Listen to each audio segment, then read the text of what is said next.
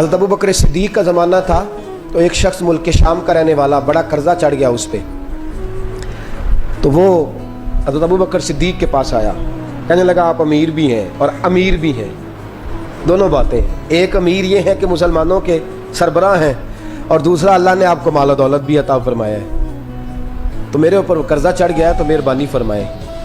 وہ کہتا ہے حضرت صدیق اکبر نے میرا ہاتھ پکڑا، گھر کے اندر لے گئے، باہر سے دروازہ بڑا اعلیٰ تھا لیکن گھر کے اندر گیا تو چارپائی بھی کوئی نہیں تھی، کھجور کی چٹائیاں بچھی ہوئی تھی، کھجور کی چھال کی، اور وہ بھی پھٹی ہوئی۔ فرماتے ہیں سیدنا صدیق اکبر نے بٹھا لیا مجھے اور مجھے کہنے لگے یار تجھے ایک عجیب بات نہ بتاؤں؟ کہ بتائیے۔ فرمانے لگے 3 دن ہو گئے میں نے اناج کا دانہ بھی نہیں کھایا، کھجور کے اوپر گزارا کر لیتا ہوں، میں آج کل حالات میرے ٹھیک نہیں ہیں۔ لگا جی پھر میں کیا کروں؟ تو آپ فرمانے لگے تو عثمان غنی کے پاس جا۔ کس کے پاس؟ شخص کہنے لگا جی مجھے تو بہت سارے پیسے چاہیے۔ تو آپ نے فرمایا تیری سوچ وہاں ختم ہوتی ہے جہاں سے عثمان کی سخاوت شروع ہوتی ہے، تیری سوچ وہاں تو جو سوچتا ہے نا اتنے ملیں گے، تیری ختم ہوتی ہے سوچ جہاں سے عثمان کی سخاوت شروع ہوتی ہے، تو جا۔ کہنے لگا جی آپ کا نام لوں؟ فرمایا ضرورت ہی نہیں پڑے گی۔ کہا جی میں ذکر کروں گا کہ مجھے امیر المومنین نے بھیجا ہے۔ فرمایا ضرورت ہے، صرف اتنا تو جا کے بتانا کہ میں مقروض ہوں اور رسول اللہ کا نوکر ہوں صلی اللہ علیہ، اتنا بتانا کہ مسلمان ہوں، مصطفیٰ کا غلام، بس، اور کسی اضافے کی ضرورت ہے۔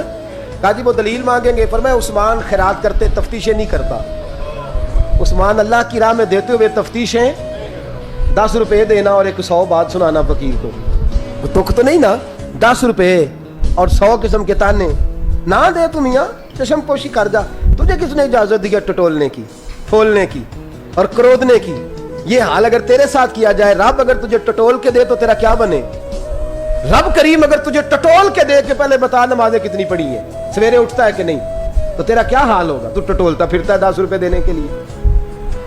حضرت عثمان غنی کی عادت نہیں، وہ شخص کہتا ہے میں چلا گیا، پوچھتا پچھاتا دروازے پہ پہنچا، دروازے پہ دستک دی تو حضرت عثمان غنی کے اندر سے بولنے کی آواز ہے، اپنے بچوں کو ڈانٹ رہے ہیں، کہتے ہیں یار تم لوگ شہد کے اندر، دودھ کے اندر شہد ملا کے پیتے ہو، خرچہ تھوڑا کم کرو، اتنا خرچہ تم نے بڑھا دیا ہے، تم دودھ کے اندر دودھ بھی میٹھا شہد بھی میٹھا، ایک چیز کھا لو، کو بیمار ہو، 2 چیزیں استعمال کرتے ہو۔ کہتے ہیں میں نے کہا ابو بکر تو بڑی باتیں بتا رہے تھے، اور اس قسم کے کئی واقعات حضرت عثمان غنی کے ساتھ ہوئے، وہ تو بڑی باتیں بتا رہے تھے، اور یہ آدمی دودھ شہد سے لڑائی کر رہا ہے، اور مجھے کئی ہزار درہم چاہیے، دینار چاہیے، مجھے دے دے گا؟